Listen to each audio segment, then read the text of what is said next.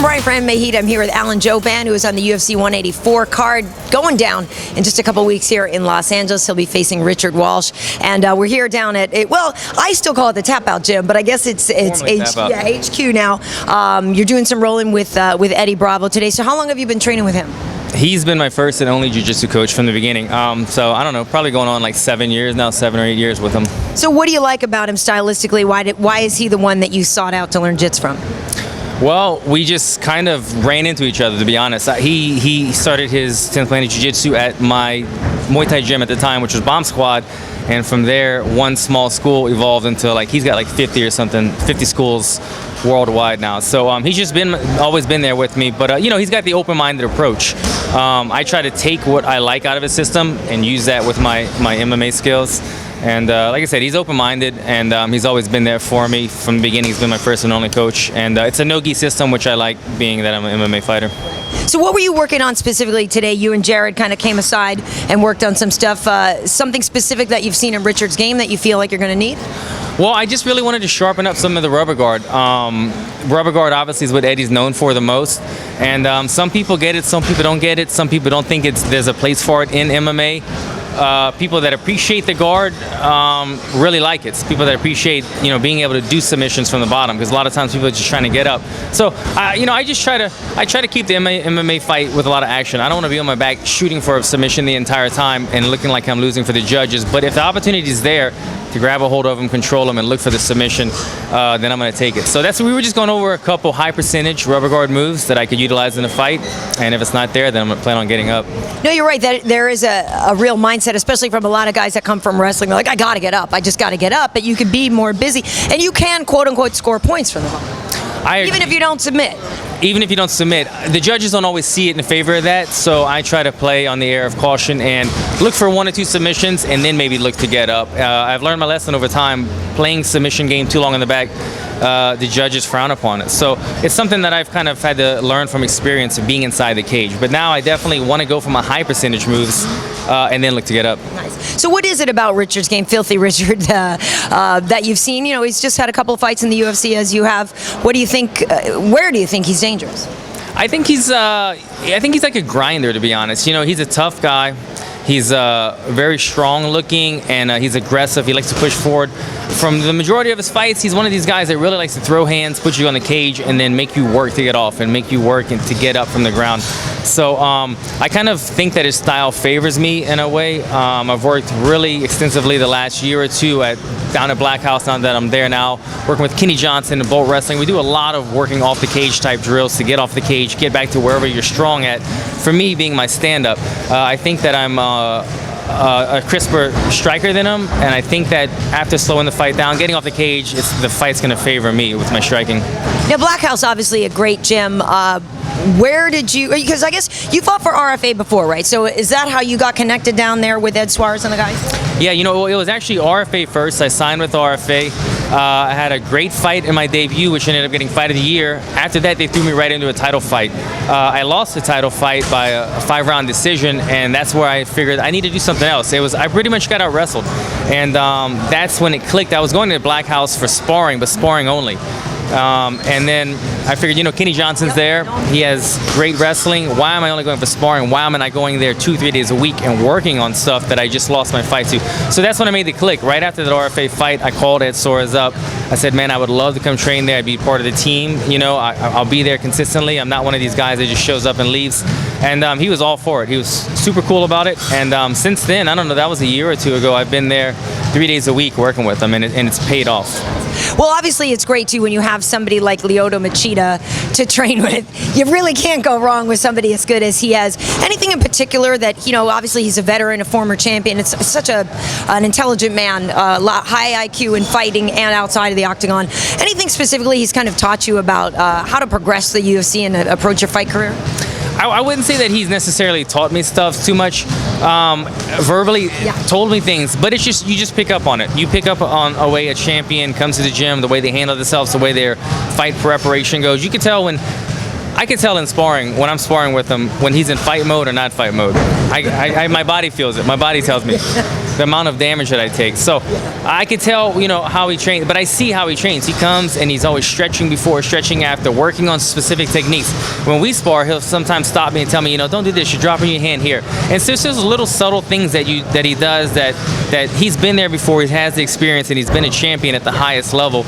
And so you just start to pick up on that as well. I love watching him with Chinzo and their dad, and it's so, you know, it's so intense. It's just so intense, but what a great guy he is, and I'm really glad that you have the opportunity to train, and thank you for letting us come and film that too, because I know some people are like, don't film me training with Lyoto, because it's hard to win. He could have been weird about it too, you know, like, so he could have tried to beat me up, or who knows how it would have went, but it was a very normal sparring session for the most part. Very cool. Well, you know, it's interesting, just a few minutes ago, you and Jared were rolling, and I posted a picture on Instagram, and the first comment right away, somebody said, Alan Jouban is the future of the UFC. Now, I feel like you've heard this a little bit before already. You had a great fight the first one out. Tough loss against Warley Alves in your last one. It was a close fight. But do you feel that already that there's a swell of, you know, fans for you already, and that you are maybe seen as the next generation? Yeah, I'm starting to see it. But with that said, I will say that I was very taken by surprise. I was very pleasantly shocked when I didn't know how the UFC crowd would perceive me. You know, I've been fighting on the regional shows. I've been fighting throughout the states with RFA. But once you get to the UFC, is a whole slew of fans who had never heard of you, and you don't know how they're going to take you. You know, I've been coming back with the whole pretty boy image thing, or sometimes my fighting style may not favor certain people. So you never know how they're going to perceive you once you get to the big show. And fortunately, I had a great debut. That didn't hurt, and then it's just kind of taken storm since then. I've been getting a lot of really more positive feedback than negative feedback. You know, you have both sides, but a lot of really good feedback, and I've been hearing a lot of people saying stuff like you, that they see the potential in me, and the marketability and all that stuff's there. So it's just encouraging for me to go out and do what I already wanted to do. But now that I have people backing me and seeing what I see, yeah, it's definitely encouraging. Well, and it's funny. I mean, you know, as having been a model, and you still do work at that as well, right? There's certainly that element of guys that wants to see you get your ass kicked. Yeah, there always will be that, and that's fine, because you know what? As long as they're viewing in to see me get my ass kicked, to see me win, it doesn't matter. They're viewing in. Yeah. So and everybody knows that. I mean, you have guys like John Jones that sometimes he plays the bad guy role, but you know what? People view it, people watch it, and so you have to have something about you that's intriguing. You can't be just another guy mixed in. There's almost 600 fighters in the UFC, probably 100 guys in my division. I don't want to blend in. You know, if it's love it or hate me, obviously I don't like the bad guy role. I want to be who I am, and to me that's a good guy, and I just want to inspire people and fight my kind of fight and show heart. But you want people to tune in, so however you have it, you know. Well, it's funny, we had some fun at your expense on the, I guess it was a post-fight show. I can't remember if it was pre-fight or post-fight. It was Josh Koscheck, who was on the air, and it was his first time, and he kind of started having some fun. We were talking about the pretty boy thing. If people don't remember this, it's really a classic moment. Took out his grill, I guess we call it that, took out all his teeth, and basically said, Alan, you should get a hot girl now, because you're pretty, but you're not going to stay that way. What did you think when you saw that? Well, as I was telling you earlier, I was getting tons of tweets about it, and it was the night before my fight, so I didn't want to view it. So I was building up a little bit of anxiety over it. I didn't know nobody told me who it was. Somebody told me, like, some guy on UFC Tonight was talking trash about you. So it had a little bit of anxiety into it. I said, I need to go and perform. I performed, I got my fight over with, I went home and I watched it, and I couldn't do anything but laugh. I called my manager and I was like, did you see this crap, dude? And he said, you know, I've got to say though, you know, I kind of laughed at it myself. So from there, you know, it got a bunch of shares, it got a bunch of views, it was funny at the same time, and like you stated a while ago, now, not even 6 months later, we're on the same card. We're both on the main card now. So yeah, I'm sure we'll rub elbows in the dressing room. You got to get a shot with him with his teeth out, and you guys definitely need a shot. We'll go out after. Hopefully, we get to go celebrate after. He's a good guy. You know, I know a lot of people give Josh some grief, but he's not a bad guy. Right. He really isn't. Yeah. He was just having some fun. It was really I cracked up. I didn't take it personal. It was fun. Now listen, this is a home fight for you. You feeling any more pressure in that? I know it's kind of a question everybody asks, but you know, there's something really great about fighting at home. But you know, having the crowd support, but then there's also something, I know some guys don't like it. Hey, you know what? I should probably sleep at the fighter hotel even though I could drive there. I should try to get in fight week mentality even though I could eat breakfast at home. What are you going to do, and how do you feel about that? Yeah, no, all those little scenarios are things that have played out of my mind already. Honestly, as far as fighting at home here in LA, I've been living in LA for 10 years now, so I do call LA my home. But I don't really feel the pressures of fighting at home because I started my career here. You know, I've got, you know, all my Muay Thai fights, all my MMA fights, amateur and pro. Majority of them were here in LA, and so I've had, when I was in the RFA, to sell 100 tickets, and made me really nervous. I knew I had all these tickets and sponsors and family coming in. I've been in that scenario before. This is on a much more grander scale, but for me, fighting in LA, the more nervous thing about it is really just being on my first pay-per-view card, being on the main card, on a pay-per-view card that's going to get this much more media exposure and all the bright lights and everything that comes with pay-per-view, not so much fighting at home. Now, as we talked about earlier, if the New Orleans card is coming up. Yeah, baby. Talk about your real home. Right. My real home, I'm from Louisiana, so if I would be on that card, or if I'd ever get a chance to fight in Louisiana one day, that might give me a different kind of feeling inside, because then I know people that I grew up with my entire life will be coming out the woodworks to come watch me fight. Well, I think we can make it happen because I think the timing is right. It's late February when you fight now. That card is June 6th. Daniel Cormier's on it. We think, like you said, you think you heard Dustin Poirier's already on it. They're going to stock it up with a bunch of local Louisiana boys. You got to get on that card. That would be a dream, man. I mean, both of these would be a dream. To fight at the Staples Center, to go home, fight in New Orleans, the previous fight. Obviously, one fight at a time. I got to get through this fight, but with a victory in this fight, I think the stars could align, and you know, we should make that happen. I do want to revisit the topic of you being the future of the UFC. Something we talked about on UFC Tonight last night. PED use. There's a lot going on with that. UFC is going to be having a big meeting about it with NSAC and everything. Where would you like to see the organization go when it comes to that? I think I kind of agree with most of the fighters that it needs to be more strict. I feel like we're putting these policies in place, and then they're kind of getting swept under the rug. Money seems to talk in these scenarios, and I know, you know, UFC is my company, and the UFC needs to make their money. But at the same time, we're giving guys slaps on the wrist, and it's kind of like it's a big story right when it hits the media the first week, and then it seems like it's kind of going away, and you're not really hearing as much about it. There needs to be bigger fines, and it just needs to be. DC said it on UFC Tonight about how this is a good thing for the sport, even though a lot of guys are saying it's a black eye for the sport. It's a good thing for the sport in terms of we're starting to clean out the old, but it is part of the dark ages, the dark days of the UFC, because I mean, it's just a lot of champions, a lot of people that everyone looks up to are getting caught and busted, and it's taking a bit of the spectacle away, you know, a bit of the magic feel of the UFC. So I'll be happy when it's all said and over. We just need to stay, I think we just need to stay consistent with it. Stay consistent, stay stern on the fines, and it's going to take a while to get rid of this, but after a period of time, a year or two, however long it takes, I think we'll start seeing a much cleaner sport and not have these topics come up every week, you know, in the news. I feel it's unfortunate there's a large percentage of the audience, I think, that goes, oh, well, it's not who's on it, it's who gets caught. You know, they're all on it, and I feel bad for you guys that are the true martial artists that, you know, see the honor and the merit and approach it the right way. That perception right there is what hurts me. Exactly like you said, there are people that think just that everybody's on it, everybody's on something, and it's not true. It's not true. I never have my entire life, and not even me. A majority of the guys never have their entire life, and a majority of the guys are very clean.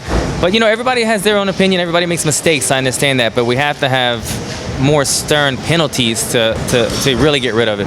Now, it's not cheating, but it's insane. You go to cryotherapy. I guess it's legit. You're allowed to do that insanity. Yeah. What's the deal with that? Unfortunately, I couldn't go with you that day.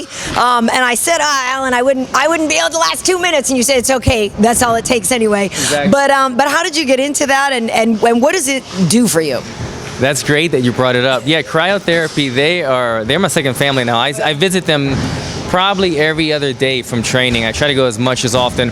But I mean, you're pretty much just in like a phone booth, and it gets down to negative 240 degrees. And your head is not out, right? It's all enclosed. They have both of them. One of them you fully submerge, which I like because I have black eyes and cauliflower ears, so it helps with those kind of things. But if you're kind of claustrophobic, there's one that only comes up to your shoulders. Yeah. And some women prefer that. My wife prefers that one because she does get claustrophobic.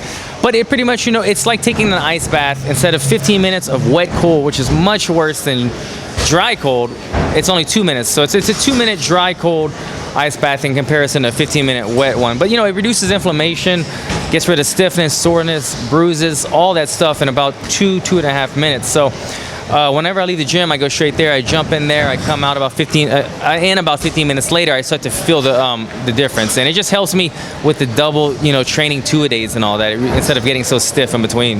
And the theory is that it sort of hyper oxygenates your organs and things, right? Because all the blood kind of rushes in to protect the core. The science behind it, and I know you're not a scientist, Alan, but I just don't get how it works. I was gonna say that sounded pretty good. I'll go with that. I would go with reduces inflammation. That's the first. I guess that's good. I guess, and well, from what my husband told me, a lot of things get reduced and constricted.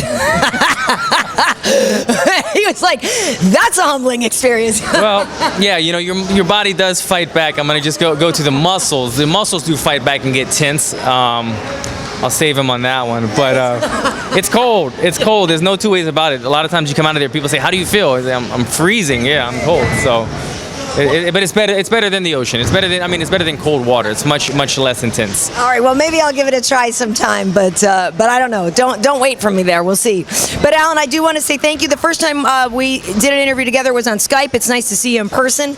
Wishing you the best of luck. I think you're gonna have a great fight, and you know, you're doing all the right things. I really don't think there's anything more you could do to be prepared. You already look to be very close to weight. You're ready to rock. Yeah, I never walk around too heavy. I'm always just genetically, I never really get that heavy, and then, you know, I eat pretty good and feeling good. You know, we're within 2 to 3 weeks now, and it's just, you know, counting down the days now, and I'll be ready. Nice. Last question: does your wife like to come to your fights, or does she stay at home and not? Oh, she does. Good. She comes to my fights. She's been even since I started doing Muay Thai smokers years ago. She would come to all of them. She's used to it.